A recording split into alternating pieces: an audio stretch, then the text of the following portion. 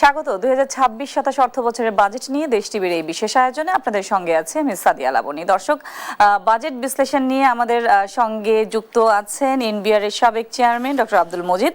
আমরা আলোচনায় ফিরবো, তবে তার আগে দেখে নিই যে এই বাজেটে আসলে পণ্য এবং সেবা খাতে কি কি পরিবর্তন এসেছে। আমরা যদি দেখি, শুরুতেই আমরা দেখতে পাচ্ছি যে 2026-27 অর্থ বছরের বাজেটে স্বর্ণ অলংকারে উৎস করের হার 5% কমিয়ে 0.5% করার প্রস্তাব করা হয়েছে। এর সাথে দেখা যাচ্ছে আসলে স্বাস্থ্য খাতে যে একটা বড় পরিবর্তন, এটারই দেখা যাচ্ছে যে হার্টের রিং, চোখের লেন্স ও কিডনি ডায়ালাইসিস উপকরণের সম্পূর্ণ কর্মকূপের একটা প্রস্তাব করা হয়েছে। এছাড়া যেই ডক্টর আব্দুল মজিদ, আমরা জানি যে মূল্যস্ফীতি নিয়ে যে হাসফাস মানুষের অবস্থা, সেই অবস্থা থেকে কিছুটাও কিন্তু মুক্তি মিলতে পারে, যেহেতু মৌলিক 60টি কৃষি পণ্যের উৎসকর কমিয়ে 0.5% করার একটা প্রস্তাব করা হয়েছে। এছাড়া যদি আমরা দেখি, এর ফলে কিন্তু চাল, ডাল, আলু, পেঁয়াজ, আদা, রসুন, লবণ, চিনি, ভোজ্য তেল, হাঁস, মুরগি, গবাদি পশু সহ বিভিন্ন ধরনের পণ্যের দাম কমার একটা সম্ভাবনা তৈরি হয়েছে। যেহেতু আব্দুল মজিদ, আপনি জানেন যে বিদ্যুতের যে একটা সংকট আমাদের জ্বালানি এবং বিদ্যুতে, যে কারণে ইলেকট্রিক গাড়িগুলোতে কিন্তু উৎসাহ দেওয়ার জন্য ইলেকট্রিক গাড়ি আমদানিতে উৎসকর শূন্য করার একটা প্রস্তাব রয়েছে। এছাড়া মোবাইল ফোন উৎপাদনকারী প্রতিষ্ঠানের 22টি কাঁচামাল আমদানিতে অগ্রিম কর 1% করার প্রস্তাব করা হয়েছে। এর কারণে কিন্তু মোবাইল ফোনের দাম কমারও একটা সম্ভাবনা তৈরি হয়েছে। এছাড়া দেখেন, আজ বিদ্যুৎ নিয়ে যে একটা সংকট তৈরি হয়েছে, বিদ্যুৎ ক্রয়ের উপর উৎস কর 4% থেকে কমিয়ে 3% করারও কিন্তু প্রস্তাব করা হয়েছে। এছাড়া যদি আমরা দেখি, মোবাইল নেটওয়ার্ক সেবা খাতে উৎস কর্তনের হার 12% থেকে কমিয়ে 10% করার প্রস্তাব করা হয়েছে। ইন্টারনেট খরচটাও কমতে পারে। ভোজ্য তেল, রিফাইনারি থেকে জ্বালানি তেল সরবরাহের ক্ষেত্রে উৎসকর, এটা আসলে ভোজ্য তেলের ক্ষেত্রে একটা বড় ধরনের পরিবর্তন এসেছে। শিল্পের কাঁচামাল আমদানিতে অগ্রিম কর হার কমিয়ে 4% করার প্রস্তাব। এটা কিন্তু যে ব্যবসা বাণিজ্যে বিনিয়োগে যে গতি আনার জন্য যেই প্রক্রিয়া, সেটারই কিন্তু একটা বাস্তবায়ন বলা চলে। এছাড়া দেশীয় তেল বীজ ব্যবহার করে ভোজ্য তেল উৎপাদন ব্যবসায় কর হার 10 বছরের জন্য শূন্য করার একটা প্রস্তাব করা হয়েছে। এটা নিঃসন্দেহে খুব ভালো একটা উদ্যোগ। সৌর বিদ্যুৎ খাতে 2035 সাল পর্যন্ত শূন্য কর হার করার প্রস্তাব করা হয়েছে। এছাড়া ইলেকট্রিক গাড়ির রেজিস্ট্রেশন ও নবায়ন সিসি ভেদে অগ্রিম করের পরিমাণ 2 লাখ টাকা থেকে কমিয়ে সর্বনিম্ন 25,000 টাকা করারও প্রস্তাব করা হয়েছে। এটা 100 সিসি বা তার বেশি ক্ষমতার মোটরসাইকেল নিবন্ধনের ক্ষেত্রে টিআইন বাধ্যতামূলক করা হয়েছে। এছাড়া সিগারেট, বিড়ি, জর্দা, গুল সহ সব ধরনের তামাকজাত পণ্য প্রস্তুতকারী কোম্পানির কর হার বাড়িয়ে 45% করার প্রস্তাব করা হয়েছে। এর সাথে আসলে 2% সারচার্জ আরোপ করা হয়েছে। আমরা দেখছি যে এসএমই উদ্যোক্তাদের জন্য 50 লাখ এবং নারী ও প্রতিবন্ধী উদ্যোক্তাদের টার্নওভার 70 লাখ টাকা পর্যন্ত কর্মকূপ করার একটা প্রস্তাব করা হয়েছে। এটা কিন্তু আমাদের অর্থনীতিতে যে গতিশীলতা, এটা আনতে যথেষ্ট পরিমাণে সহায়তা করবে বলে মনে হচ্ছে। দাম কমছে, কিন্তু এসি, ফ্রিজ এগুলো আমরা দেখতে পাচ্ছি। এছাড়া বিশেষ চাহিদা সম্পন্ন ব্যক্তিদের ব্যবহারের জন্য আমদানি করা 15টি পণ্যের অগ্রিম আয়কর 2% থেকে কমিয়ে 1% করার প্রস্তাব করা হয়েছে। মানবিক দিক বিবেচনা এটা খুবই গুরুত্বপূর্ণ একটা উদ্যোগ। এছাড়া পরিবহন, ক্যারিং ও গাড়ি ভাড়া সেবা খাতে উৎসকর 5% থেকে কমিয়ে 2% করার প্রস্তাব করা হয়েছে। শিক্ষার্থী, সরকারি ভাতাভোগী ও পেনশন সুবিধাভোগী ছাড়া অন্য যে কোনো ব্যক্তির ব্যাংক হিসাব খুলতে টিআইএন বাধ্যতামূলক করা হয়েছে। এটা কর বাড়াতে সরকারের যে একটা উদ্যোগ, সেটার বলা চলে আমাদের। আসলে আমরা দেখলাম যে আসলে ডক্টর আব্দুল মজিদ, এই বাজেটে কি কি পরিবর্তন হয়েছে, এর বাদেও আসলে কিন্তু অনেক পরিবর্তন হয়েছে। ইতিমধ্যে বাজেট ঘোষণা হয়ে গেছে। 9,38,000 কোটি টাকার একটা বাজেট দিয়েছে সরকার, এবং অর্থমন্ত্রী বারবারই বলেছেন অর্থনীতি পুনরুদ্ধারের লক্ষ্যে আসলে এই বাজেট ঘোষণা। আপনার কাছে কি মনে হচ্ছে? ধন্যবাদ।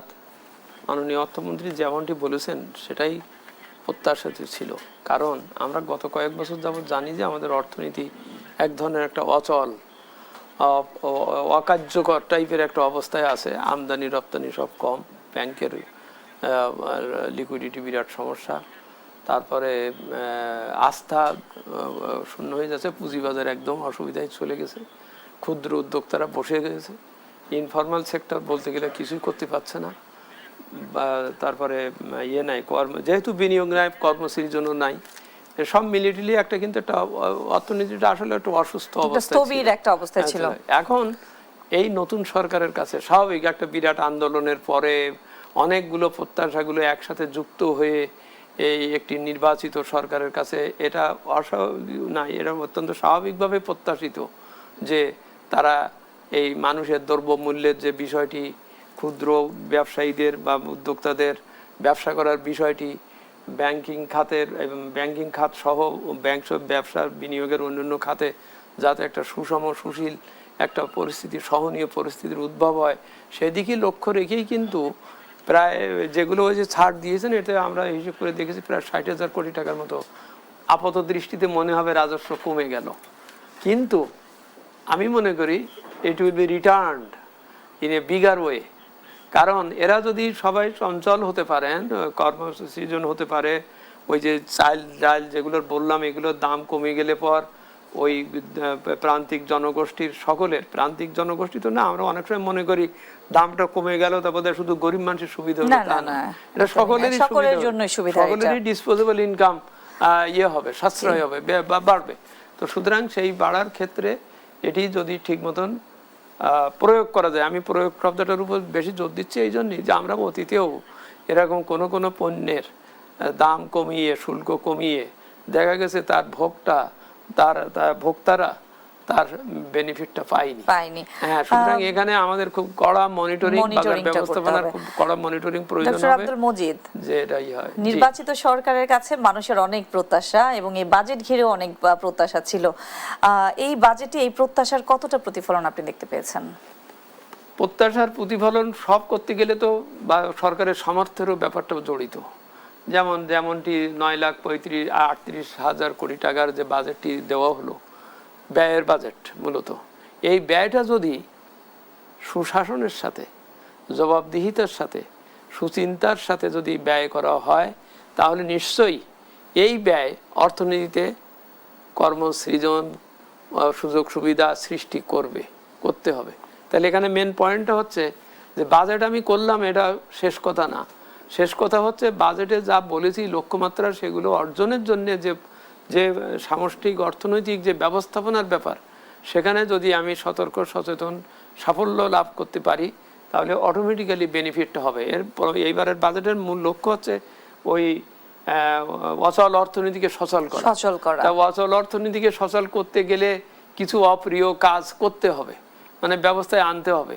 একটা তো হচ্ছে শুল্ক, কর, রেয়াত সুবিধা দিলাম, কিন্তু আরেকটা হচ্ছে আমার যেসব সেবা খাত, যারা সেবা দেবে, যারা ব্যবসা করাবে বা যারা ব্যবসা দেবে, তাদেরকেও এগিয়ে আসতে হবে। তা না হলে সুযোগ সুবিধাটা শুধুমাত্র এগুলো, যেমন এখানে আপনি দেখেন ইলেকট্রিক গাড়ির উৎসের করটা বন্ধ করে দেওয়া হয়েছে বা করা হয়েছে, কিন্তু এইটা যখন বাস্তবায়নে হবে সেখানে যদি ঘাটে বা আমি অন্যভাবে বলি, তার যদি ব্যাখ্যা অব্যাখ্যা করে যদি নানান ধরনের পথঘাট খোঁজা হয়, ব্যবহার হয়, তাহলে তো এই জিনিসটার উদ্দেশ্যটা পূরণ হবে না।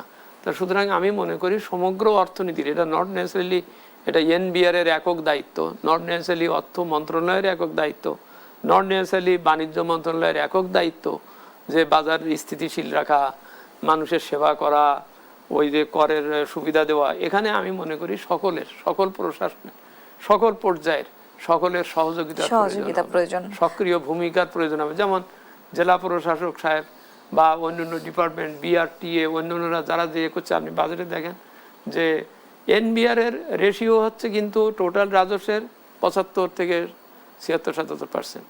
বাকি কিন্তু আপনার নন এনবিআর ট্যাক্স, তারপরে নন ট্যাক্স রেভিনিউ, অন্যান্য বেতন, সেই সব প্রতিষ্ঠানগুলো যারা ব্যবসা করছে, যারা সরকারের পক্ষই ব্যবসা করছে, এইসব তারা যদি তাদের অর্জিত আয়টা যদি আমাদের রেভিনিউ হিসেবে যদি দেন, করেন, তাহলে কিন্তু এটাকে নেওয়ার জন্য বহুবার চেষ্টা করা হয়েছে। এই প্রশ্ন প্রসঙ্গে আসি, বড় বাজেট, বড় রাজস্ব আয়ের লক্ষ্যমাত্রা এবং এনবিআর কেও দেওয়া হয়েছে অসম্ভব, অবাস্তব একটা লক্ষ্য। এটা বাস্তবায়ন আসলে কতটা সম্ভব? আমি 3টে শব্দের উপর আপত্তি দেব: বড় বাজেট, বড় লক্ষ্যমাত্রা, রাজস্ব লক্ষ্যমাত্রা। এগুলো, এই বড় শব্দটা আপেক্ষিক, কারণ বাজেট তো বড় হবেই, আমার প্রতি বছর বাড়বে, গ্রোথ তো এই মূল্যস্ফীতির সাথে মিল রেখে এগুলো করতে হবে। আর বাজেট যেহেতু বড় হয়েছে সেহেতু এটা সিম্পল ম্যাথ, হ্যাঁ, রেভিনিউ বাড়বে। এখন সমালোচনা তখনই হবে যে আপনি রেভিনিউ বাজেটটা দিলেন, ও এইটা ফুলফিল করতে পারবে কিনা, সেই সক্ষমতা দক্ষতা সে দেখাবে কিনা। এবং দেখাবার ক্ষেত্রে আমি এটা বলি, এটা খুব ইম্পর্টেন্ট, যে এইটা শুধু মনে করলে হবে না যে এনবিআরই রাজস্ব এনে দিলেই হয়ে যাবে, তা না। এনবিআর রাজস্ব আনবে যে অর্থনীতির থেকে, সেই অর্থনীতিকে সুস্থ করার দায়িত্ব কিন্তু আপনার, মানে রাষ্ট্রের। আপনি যদি অর্থনীতিতে গতিশীল করতে পারেন, তাহলে ভ্যাট হবে, আমদানি রপ্তানি হবে, কর্মসৃজন হবে, কাজ হবে। শিক্ষায় যদি আপনি ভালোভাবে যদি বিনিয়োগ করেন, তাহলে দক্ষ কর্মবল যদি তৈরি করতে পারি, আপাতত আমি যদি সব কাজ ফেলে দিয়ে যদি আমি কিছু দক্ষ জনবল তৈরি করতে পারি 1 বছরের মধ্যে, নার্স বা আরও টেকনিক্যাল পারসন যদি করতে পারি, অন্য সব কাজ ফেলে দিয়ে রেখে দিয়ে যদি করতে পারি, এবং তাদেরকে যদি আমি বিদেশে পাঠাতে পারি, তাহলে আমার নেক্সট ইয়ারের থেকে আমার রেমিটেন্স বেশি আসবে। রেমিটেন্স বেশি আসলেই আমার ওদিকে ফরেন কারেন্সি বা রিজার্ভ আমার সমস্যার সমাধান হবে। আমাকে একটা করে আমরা আবারও আলোচনায় ফিরবো, একটা বিরতি নিয়ে ফিরছি। দর্শক, বাজেট বিশ্লেষণে এই পর্যায়ে নিয়ে নিচ্ছে একটা বিরতি, সঙ্গেই থাকুন। আবারও স্বাগত বাজেট বিশ্লেষণে। আমাদের সঙ্গে আছেন এনবিআর এর সাবেক chairman doctor Abdul Majid. Doctor Abdul Majid, আজ অর্থমন্ত্রী বাজেট বক্তৃতায় বলেছেন, রাজস্ব ব্যবস্থাকে সম্পূর্ণভাবে ঢেলে সাজিয়ে অভ্যন্তরীণ রাজস্ব আহরণ বৃদ্ধি বর্তমান সরকারের অন্যতম প্রধান লক্ষ্য। এর অংশ হিসেবে রাজস্ব নীতি ও রাজস্ব ব্যবস্থাপনাকে আলাদা করার উদ্যোগ নেওয়া হয়েছে। এই বিষয়টা নিয়ে আপনার বক্তব্য জানতে চাই। বিষয়টা উদ্যোগ নেওয়া হয়েছে মানে কি, অলরেডি তো একটা অধ্যাদেশ জারি করে এনবিআর কে উন্নীত করা হয়েছে, পুনর্বিন্যাস করা হয়েছে। অনেকে বলেন কি এনবিআর কে ভাগ করা হয়েছে, আসলে ভাগ না, অথবা এনবিআর কে ভেঙে 2 টুকরো করা হয়েছে। এই কথাগুলো কিন্তু যথার্থ না। এটা অনেকে আসলে বোঝার ভুল হচ্ছে। বোঝার ভুল হচ্ছে। এনবিআর থাকবে, তাকে আপগ্রেড করা হয়েছে, তাকে একটা বিভাগের মর্যাদা দেওয়া হয়েছে। মন্ত্রণালয়ের সচিবেরা যেভাবে যেসব ফ্যাসিলিটিস পায়, এরা সেগুলো পাবে। 1, 2 হচ্ছে আগে এনবিআর একটা অধস্তন একটা বোর্ড, হ্যাঁ, তাকে ওই সচিবের থ্রু দিয়ে বা এর থ্রু দিয়ে যেতে হতো, বোর্ড আর কি হিসেবে। কিন্তু একে এখন বলা হয়েছে না, সে একটা বিভাগ, মানে নিজেই একটা ডিপেন্ডেন্ট বিভাগ। সে এইভাবে সে সরাসরি মন্ত্রীর কাছে যেতে পারবে, অর্থাৎ তার সচিবই সে পারবে। আর নীতিকে আলাদা করা হয়েছে এই জন্যই যে লোক বাস্তবায়ন করে সে নীতি বানালে কিন্তু সে কাইকই করবেই। যেমন আমি বলি, আজকে যে সমস্ত এগুলো বলা হলো যে আমরা এই এগুলো কিন্তু নীতির ব্যাপার। এখন আমি যদি এনবিআর কেই বলতাম যে ভাই তুমি প্রস্তাব করো কি কি করবা, তো কাইকুই করবে, বলবে যে স্যার এখানে পাঠাইলে তো আমার এতটা কর চলে যাবে, আমি কি করব ইত্যাদি। এখনো মনে করি এই যে নীতি দেওয়া হলো, যেটা দেওয়া হলো, যেমন বলা হলো যে ভোজ্য তেলের উপরে কি একটা হলো, আমি তো প্রত্যাশা করব 10 বছরের জন্য একটা কর্মকূপের একটা বিষয় দেওয়া হলো। আমি তো প্রত্যাশা করব কালকে যেন জিনিসের দাম কমে যায়, কারণ সাধারণ মানুষ কিন্তু তাই প্রত্যাশা করে। কিন্তু ও দোকানদার হয়তো বলবে এই জমি তো আমি আগে কিনেছিলাম, আমার আগের দরে কেনা, তখন তো এই কর টর নিয়েছিলেন, এই জন্য। তো ঠিক আছে, ভালো কথা ভাই, আপনি কর দেওয়া পর্যন্ত আগের জিনিস আপনি বিক্রি করেন আগের দামে, ঠিক আছে। কিন্তু যেদিন থেকে আপনি নতুন জিনিস বিক্রি করবেন, সেখানে আপনার তখন যেটা হবে, ওই প্রয়োগের সময়, বাস্তবায়নের কথাটা বলছি, প্রয়োগের সময় সে যদি আবার নানানভাবে ব্যাখ্যা করতে থাকে, ঠিক আছে স্বর্ণের দামের এর উপরে 5% থেকে কমিয়ে 0.5 করলাম, কোন স্বর্ণ, এটা খাত কত, হ্যাঁ, অমুক জায়গা থেকে সার্টিফিকেট আনেন, কথার কথা। আমি বলছি, আমি প্র্যাকটিক্যাল এর থেকেই বলছি, দৃষ্টিভঙ্গি থাকতে হবে। সরকার যে দৃষ্টিভঙ্গি পোষণ করছেন যে এই জিনিসগুলোর দাম সাশ্রয় হবে, সেটার যারা বাস্তবায়ন করবেন তাদেরও সেই দৃষ্টিভঙ্গিতে সেইভাবে অনুগামী হতে হবে। তা না হলে আপনি যদি ওখান থেকেই আবার একটা নতুন প্যাচ দিতে থাকেন, করতে থাকেন, বা আর আমি বাজারে যেয়ে দেখি যে না সেই জিনিসের দাম তো সেই আছে, বরং বাড়তি আছে, তাহলে বোঝা কোথাও একটা গন্ডগোল আছে। এগুলো কর ব্যবস্থাকে সম্পূর্ণ অটোমেশনের আওতায় আনতে চায় সরকার, এবং সেটা আমরা বিগত কয়েক বছর ধরে দেখছি যে কর ব্যবস্থাকে অটোমেশনের আওতায় আনার যে বিষয়টা হচ্ছে না কেন, আসলে দুর্বলতাটা কোথায়? এখানে দুর্বলতাটা হচ্ছে এই অটোমেশন জিনিসটা আসলে একটু জটিল, কারণ সফটওয়্যারের উপর নির্ভর করতে সেই সফটওয়্যার বারবার চেঞ্জ হয়। তারপরে অটোমেশন মানে শুধু এনবিআর এর অটোমেশন না, সকল ক্রেতা বিক্রেতার সকলের অটোমেশন হতে হবে, দোকানদারেরও হতে হবে, সকলের হতে হবে, ওই বাংলাদেশ ব্যাংকের হতে হবে, ব্যাংকের হতে হবে, বিআরটি এর হতে হবে। অটোমেশন মানে হচ্ছে আমি যখন এখানে ক্লিক করব সব তথ্য আসবে, সব তথ্য যাবে। এই কাজটা কিন্তু একটা স্ট্রাকচারাল অনেক কাজ, কিন্তু এটা 1990 সাল থেকে এই পর্যন্ত বহু প্রকল্প নেওয়া হয়েছে এই কাজগুলো করার জন্যে, কিন্তু দুঃখের বিষয় প্রকল্পগুলো যথাসময়ে শেষ হয়নি, কিংবা এর ফলো আপ করা হয়নি, বা কিছু করা গেছে, কিছু হয়েছে, কিছু জিনিস দাঁড়িয়েছে, কিছু জিনিস দাঁড়ায়নি। এখানে একটা দৃঢ় প্রতিজ্ঞা বা সংকল্প লাগবে সরকারের পক্ষ থেকে, সরকার মানে রাষ্ট্রের পক্ষ থেকে দৃঢ় সংকল্প, রাজনৈতিক ইচ্ছা লাগবে। যে কথাটা এখানে বলা হলো এইটা যেন বাস্তবায়ন হয়, এইটা রাষ্ট্রের পক্ষ থেকে এটা করতে হবে। কারণ যারে আমি অটোমেটেড হতে বলছি সে যদি না অটোমেটেড হতে চায়, কিংবা অনেকে কিন্তু সংস্কারকৃত হতে চায় না, আসলে চায় না, কারণ চায় না এই জন্যই, তাহলে ওর কাজ কমে যাবে, ওর সাথে আলাপ ব্যবহার কমে যাবে, হতে পারে। যদিও হয়তো মুখে বলে ভালোভাবে বলতেছে অটোমেটেড হলে ভালো ইত্যাদি, কিন্তু প্রতিটা জিনিসের সাইকোলজিক্যাল ব্যাপারটাও বুঝতে হবে। তা সুতরাং এইখানেই সরকারকে চাপ দিতে হবে। ওই যে বললো নীতি বা আলাদা করব, বা ওই যে অটোমেশন করা হবে, এই কথাটা শুধু কথার কথা বললে হবে না, গভর্নমেন্ট হ্যাজ টু ফোর্সফুলি বাস্তবায়নের একটা বিষয় থাকতে হবে, জবাবদিহি করতে হবে। তোমার প্রকল্প দিলাম কেন হলো না, এই বছর টার্গেট দিতে হবে যে এর ভিতরে তোমাকে এটা করতে হবে। অনেক কিছু কিন্তু তারা করেছে, এবং সেগুলো আমাদের এনবিআর এর লোকেরাই করেছে, মেধাবী অফিসাররাই করেছেন, ওদের কিন্তু প্রচেষ্টা আছে।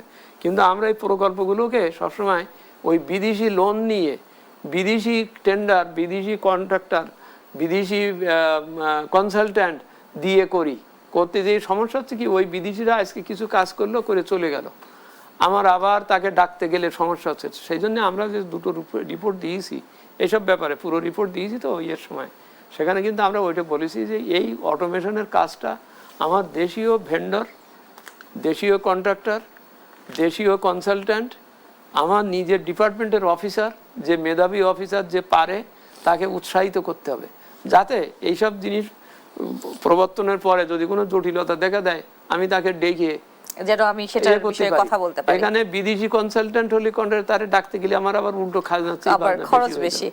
Doctor Abdul Majid, content creator ও ফ্রিল্যান্সার যারা মোটামুটি আমরা বলি যে ডলার আমাদের এখানে নিয়ে আসে, সেই ফ্রিল্যান্সারদের সেবার উপরে আরোপিত 15% ভ্যাট সম্পূর্ণরূপে অব্যাহতি প্রদান করার প্রস্তাব করা হয়েছে। নিঃসন্দেহে খুবই ভালো উদ্যোগ, কিন্তু এর মাধ্যমে কি আমরা রাজস্ব আহরণ থেকে তো বঞ্চিত হব না? আমি আবার বলি, এখানে দৃষ্টিভঙ্গির ব্যাপার, খুব ভালোভাবে দৃষ্টিভঙ্গির ব্যাপার।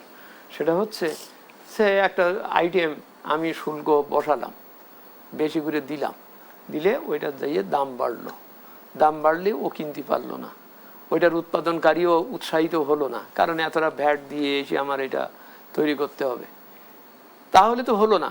কারণ আমার উদ্দেশ্য হচ্ছে জিনিসটা সহজে মানুষের কাছে পৌঁছাক, মানুষ কিনলেই বাজার সক্রিয় হবে, উৎপাদনকারী সক্রিয় হবে, ওর সাথে বাড়বে, কি বলে, কর্মসংস্থান বাড়বে। সেই জন্য আমি কিন্তু শুল্কটা কমাচ্ছি। এখানেও তাই, এখানে মনে হবে যে 15% কমাইছি, হায় হায় অনেক টাকা চলে গেল। না, এই 15% দেওয়া মানে আমি দেওয়া মানে ওকে আমি আরো উৎসাহিত করলাম, করলে ও আরো বেশি এটা করলেই আমার তখন ওর কর্মসৃজন হবে, এটাও তো একটা লাভ। ও ফরেন কারেন্সি বেশি আনতে পারবে, এটাও তো আমার একটা লাভ। আমার ওই লাভগুলোর হিসেব করলে এই 15% কর ছাড় যাচ্ছে, এটা কোনো একটা ব্যাপার না। আমাদের এই বাজেট ঘোষণার সময় অর্থমন্ত্রী বারবারই বলেছেন যে এই বাজেট বিনিয়োগ এবং অর্থনীতিকে পুনরুদ্ধারের বাজেট, সেই লক্ষ্যেই কিন্তু সব ধরনের প্রতিফলন আমরা দেখেছি বাজেটে। এনবিআর এর কিন্তু একটা দুর্বলতা আছে, ব্যবসায়ীদের, আপনি সাবেক এনবিআর চেয়ারম্যান হিসেবে যদি আপনার কাছে জিজ্ঞেস করি, ব্যবসায়ীরা কিন্তু এনবিআর এর বিরুদ্ধে অভিযোগ করে এনবিআর কর্মকর্তাদের হয়রানির, সবকিছু মিলিয়ে যদি আসল গোড়ায় যদি সমস্যাটা থাকে, সেক্ষেত্রে এত ছাড় দিয়েও কি কোনো সমাধান হবে? আমি তো কিছুক্ষণ আগে তো ওই কথাটাই বললাম, যে এই যে নীতিগত যে সিদ্ধান্তগুলো দেওয়া হলো, এটার বাস্তবায়নের পর্যায়ে যার যার ভূমিকা, সেখানে যদি কোনো গলত থাকে বা হয়, তাহলে যেটা বাস্তবায়ন হবে না। সেই জন্যেই যে কথাটা হচ্ছে যে আমি শুধু নীতি দিয়ে দিলে হবে না, এটার যিনি বাস্তবায়নের দায়িত্বে থাকবেন, তাকেও তাকে জবাবদিহির আওতায় আনতে হবে, তাকে এটা বাধ্য করতে হবে। কারণ কথা হচ্ছে যে তার না হলে তো আমার উদ্দেশ্য, আমার নিয়ত তো পূরণ হলো না, সেই জন্যেই ওই যে এনবিআর বলি, আমি শুধু এনবিআরকে বারবার আমরা বলি, আপনারা সারাদিন ধরে এনবিআরকে বহুবার উচ্চারণ করেছেন। এনবিআর না, আমি মনে করি পুরো অর্থনীতি, পুরো সমাজ, পুরো দেশ, সকল পক্ষেকেই দায়িত্বশীল হতে হবে, জবাবদিহি হতে হবে, পরস্পরের ভিতরে আসতে হবে। 300 টাকা প্রকাশ্যে বিড়ি খাইলে, সিগারেট খাইলে 300 টাকা জরিমানা করার কথা, কই সে 300 টাকা কই? আদায় হচ্ছে না কেন? করা হয়নি কেন? ইজ ইট ট্রু যে তাহলে মানুষ সব সিগারেট খাওয়া ছেড়ে দিয়েছে প্রকাশ্যে? না, অর্থাৎ সবই চলছে, কিন্তু আমার টাকা নেওয়ার ব্যাপারটাই, আমার যে প্রভিশনের যে ব্যাপারটা, সেটার আর প্রয়োগ হয়নি। সুতরাং প্রয়োগে সকলকে, সকল পর্যায়ে তাকে হতে হবে। আমি এখন রাস্তায় যেয়ে যদি একটা গাড়িকে জিজ্ঞেস করি, পরিষ্কার করি যে ভাই আপনি কি ওই বিআরটির ট্যাক্স দিচ্ছেন, কাগজ দেখান, দেখান, কোথার থেকে টাকা পাইছেন, আপনি টাকা কিভাবে আনছেন, জিজ্ঞেস করলেই তো অনেক কথা বেরিয়ে যাবে। তো এই জিজ্ঞেস করাটা ওই এনবিআর বা পুলিশ এসে জিজ্ঞেস করার চাইতে আমি মনে করি আমাদের প্রত্যেকের আত্মবিশ্লেষণে যাওয়া দরকার। দরকার এই জন্যই, কারণ স্বাবলম্বী হলে, আমার অর্থনীতি স্বাবলম্বী হলে আমিও উপকৃত হব। আমি আরেকজন কৃচ্ছতা সাধন করে অর্থনীতিকে স্বাবলম্বী করবে আর আমি তার সুযোগ ভোগ করব, আমি কর দেব না, এটা হবে না। এই যে মানুষের মধ্যে কর না দেওয়ার একটা টেন্ডেন্সিটাকে এগোতে, হ্যাঁ, এখানে এনবিআর এর ভূমিকা আছে, অনেকের ভূমিকা আছে। তুমি যদি তার সামনে আইন কানুনকে এত কঠিন করে তোলো, সহজে সে দিতে চাচ্ছে, হ্যাঁ, এই যে এখন বলা হলো ব্যাংকের অ্যাকাউন্ট খুলতে গেলে টিআইএন লাগবে, আমি তো মনে করি যে হলে খুব ভালো, কিন্তু ওই টিআইএন খুলতে যেয়েই দেখা যাবে যে বলবে শেষে এই সব বলতে হচ্ছে, তারপরে বলে আমি তো এটা বিপদে পড়ি কিনা, অর্থাৎ ও একটা ইন্ডিকেশন দেবে ওই রকম, আপনি সব ঠিক মতন বলেন, না বললে আপনার অসুবিধা হবে।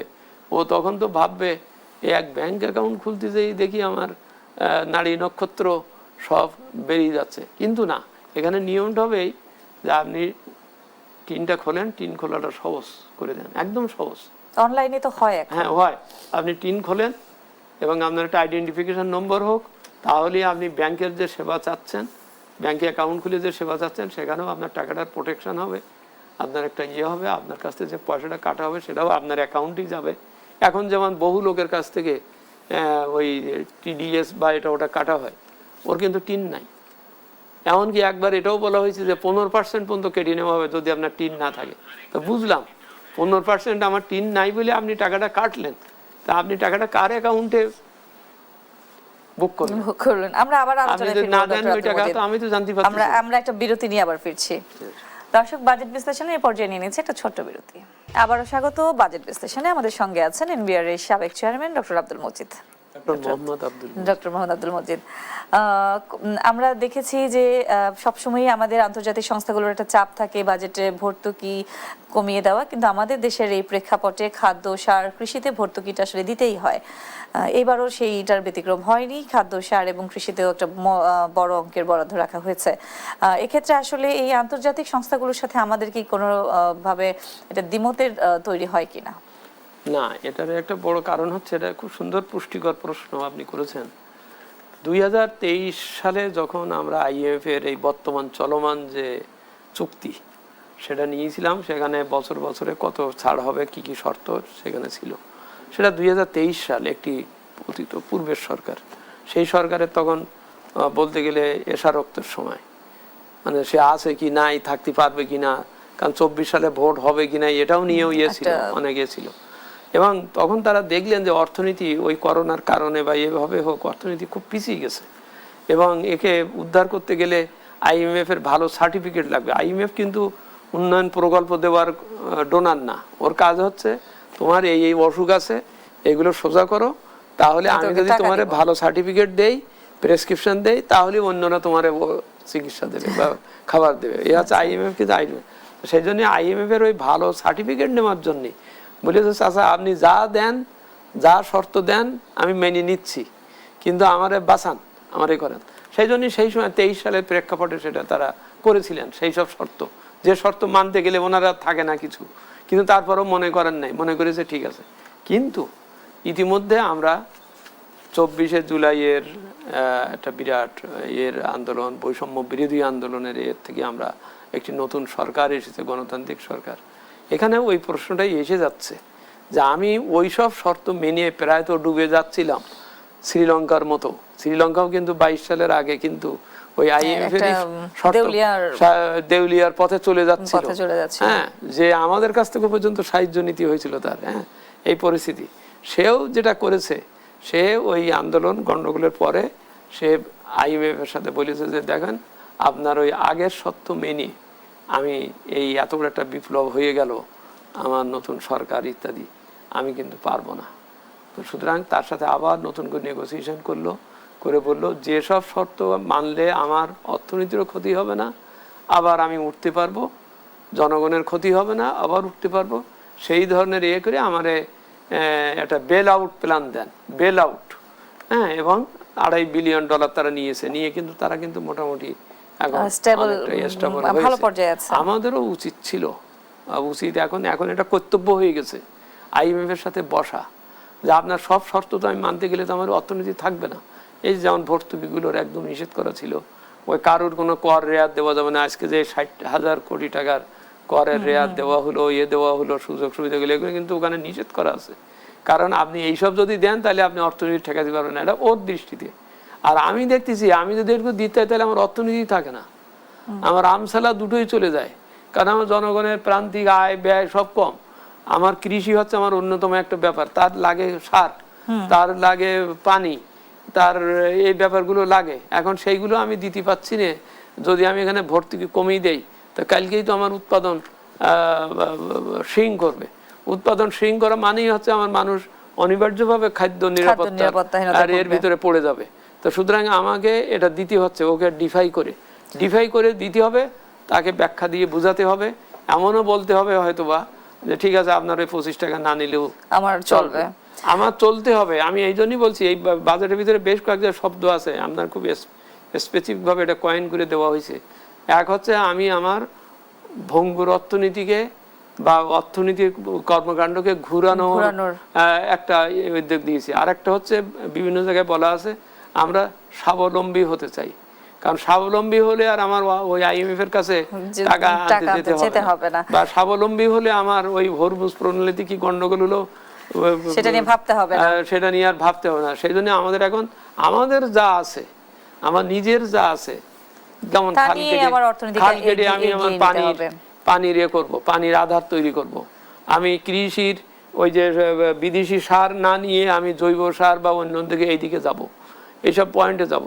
তারপরে আমার বিদ্যুতের গ্যাসের সমস্যা হচ্ছে, আমার বহু কূপ খনন করা বাকি আছে, কাজ আছে, আমি সেগুলো করতে যাব। এখন সেগুলো করতে গিয়ে হয়তো একটু সময় লাগবে, কিন্তু আমাকে এটা শুরু করতে হবে, আমাকে আমার নিজের দিকে তাকাতে হবে।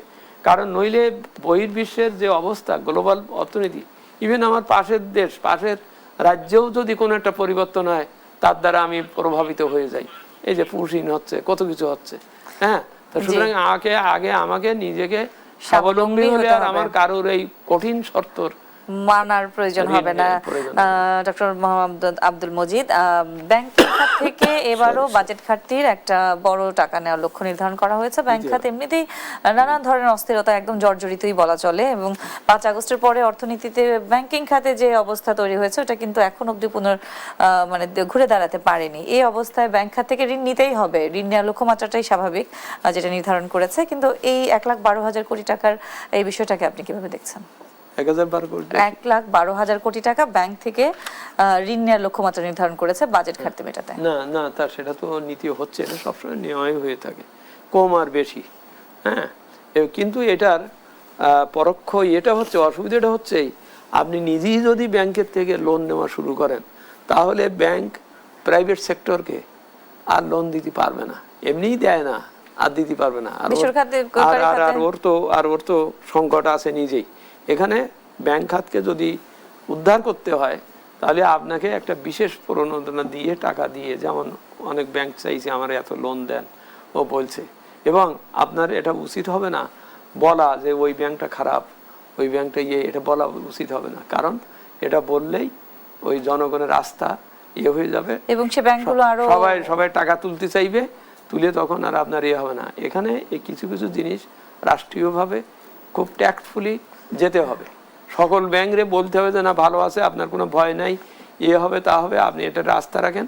এই আস্থা রাখার জন্য ওরা যদি কিছু করতে হয় আমি সেটা করব। যেমন আমি ছোট্ট উদাহরণটা দিয়ে দেই, এইভাবে 1997 সালে জাপান ওই এশিয়ান ক্রাইসিস হয়েছিল, তখন জাপানের ব্যাংকগুলো এই বড় বড় লোকের বড় বড় লোন দিয়ে বা বিরাট বিল্ডিং বানিয়ে ফতুর হয়ে গেছিল, দিয়ে মনে করেছিল যে বিল্ডিংগুলো ভাড়া হবে, হলে ওর টাকা ফেরত আসবে। এখন ওই কস্ট এত বেড়েছে যে কেউ আর ওই বিল্ডিংগুলো ভাড়া নেয় না, ফলে ব্যাংকের লোন দিতে পারতেছে না, ব্যাংক একটা সংকটে পড়ে গেল। এবং তখন জাপান গভর্নমেন্ট দেখলো যে এই ব্যাংক যদি সংকটে পড়ে, ওদের আস্থাহীন হয়ে পড়ে, তাহলে আমার পুরো অর্থনীতি হয়ে যায়। তখন জাপান সরকার নিজে কিন্তু তার ট্যাক্সের টাকা থেকে 6,683 ট্রিলিয়ন ইয়েন ব্যাংকগুলোকে দিল একটা চুক্তি করে, যে তুমি ভাই টাকা নিয়ে তুমি আগে আস্থা ফিরিয়ে আনো, জনগণের সাথে তোমার সম্পর্ক ভালো থাকুক, তারপরে তুমি আমার আস্তে আস্তে এটা দিও। এইভাবে এইরকম ধরনের কিছু করতে হবে। ডক্টর মোহাম্মদ আব্দুল মজিদ, আমরা একদমই শেষ পর্যায়ে চলে এসেছি, ছোট করে যদি আপনি বলেন সার্বিকভাবে এই বাজেটের চ্যালেঞ্জগুলো কি কি? বাজেটের চ্যালেঞ্জ আছে বাস্তবায়নের সততা, দক্ষতা, দুর্নীতিহীনতা, সুশাসন এবং সবার উপরে সদিচ্ছা, সরকারের রাষ্ট্রের রাজনৈতিক প্রতিশ্রুতি থাকতে হবে। আমি একটা কথা বললাম, ওই যেসব সেন্টেন্সগুলো আপনি পড়লেন, এইগুলো যেন কথার কথা না হয়, সঠিক প্রয়োগ এবং বাস্তবায়নেই আমাদের অর্থনীতি আসলে গতিশীল। অর্থনীতি যদি ঘোরাতে পারি, অর্থনীতি যদি বাস্তবায়ন করে কর্মক্ষম করে তুলতে পারি, তখন তাতেই কাপড় তাতেই ভাত। জি, আপনাকে অসংখ্য ধন্যবাদ আমাদেরকে সময় দেওয়ার জন্য। দর্শক, 2026-27 অর্থ বছরের বাজেট বিশ্লেষণে এই পর্যায়ে আমাদের সঙ্গে যুক্ত ছিলেন এনবিআর এর সাবেক চেয়ারম্যান ডক্টর মোহাম্মদ আব্দুল মজিদ। সঙ্গে থাকার জন্য ধন্যবাদ সবাইকে।